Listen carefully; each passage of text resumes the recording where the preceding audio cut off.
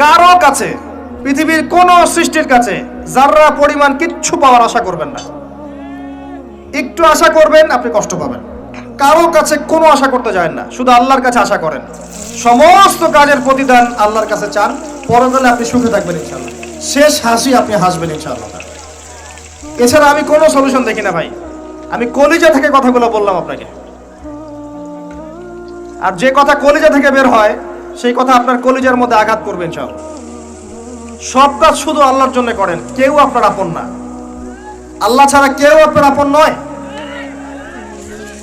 আপনি ভুল করবেন যদি আপনি অন্য কাউকে আপন মনে করেন। আপনার পলিটিক্যাল লিডার, আপনার প্রশাসনের স্যার, আপনার পরিবারের স্ত্রী, আপনার সন্তান, হাবি হাবি যা যা আছে, যদি মনে করেন আমার আপনজন, আপনি ভুল করবেন। সবাই সবার স্বার্থ চেনে, সবাই সবার স্বার্থ চেনে।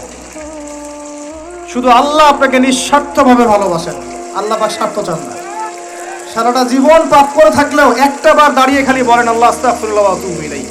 মন থেকে বলেন আল্লাহ আমি ভুল করেছি, আল্লাহ আমাকে মাফ করুন। এক মুহূর্তের মধ্যে আল্লাহ পাক আপনার সমস্ত গুনাহগুলোকে নেকিতে পরিবর্তন করে দিবেন ইনশাআল্লাহ। আল্লাহ ছাড়া কেউ নাই আপন। আল্লাহর জন্য খালেস করে ফেলেন নিজেকে, তার দিনের জন্য চেষ্টা করেন। তার দিন আজকে অবহেলিত, তার দিন আজকে অপদস্থ। সারা বিশ্বের বুকে আজকে মুসলিমরা নির্যাতিত, নিপীড়িত। দিনকে এগিয়ে নেওয়ার জন্য কিছু করেন। আপনার ক্ষুদ্র ক্ষুদ্র প্রচেষ্টা ইনশাআল্লাহ আগামী দিন ইসলামের বড় বিজয় নিয়ে আসবে। দিনের জন্য খালাস করে ফেলেন নিজেকে। আপনার সময় আছে এখন, জ্ঞান অর্জন করেন, জ্ঞান অর্জন করেন, পড়াশোনা করেন, আলেম ওলামার কাছে গিয়ে ক্লাসিক্যাল বইগুলো পড়েন, প্রজেক্ট রেডি করেন, দাওয়াতি কাজ করেন, বই লিখেন, বক্তব্য দেন, দিনের জন্য করেন। আপনাকে আপনার দুনিয়া আল্লাহ গুছিয়ে দিবেন ইনশাআল্লাহ। দুনিয়া আল্লাহ গুছিয়ে দিবেন ইনশাআল্লাহ। আপনি দিনের জন্য খালাস করে ফেলেন নিজেকে, আল্লাহর দিনের হয়ে যান। এবং দুনিয়া যে কাজগুলো করবেন শুধু আল্লাহ সন্তুষ্টির জন্য করবেন, কারো কাছে কিচ্ছু পাওয়ার আশা করবেন না। দেখবেন ইনশাআল্লাহ আপনি সুখে থাকবেন। একটা পর্যায়ে গিয়ে নূহ আলাইহিস সালামকে বলতে হয়েছে রব্বি আন্নী মাগলুবুন ফান্তাসির। আল্লাহ 950 বছর দাওয়াত দিলাম, মানুষ কথা শোনে না, মানুষ শোনেই না। 950 বছর দাওয়াত দিলাম, আল্লাহ আমার পরিবারের লোকও কথা শোনে না। আল্লাহ আমি পরাজিত, তুমি আমাকে সাহায্য করো।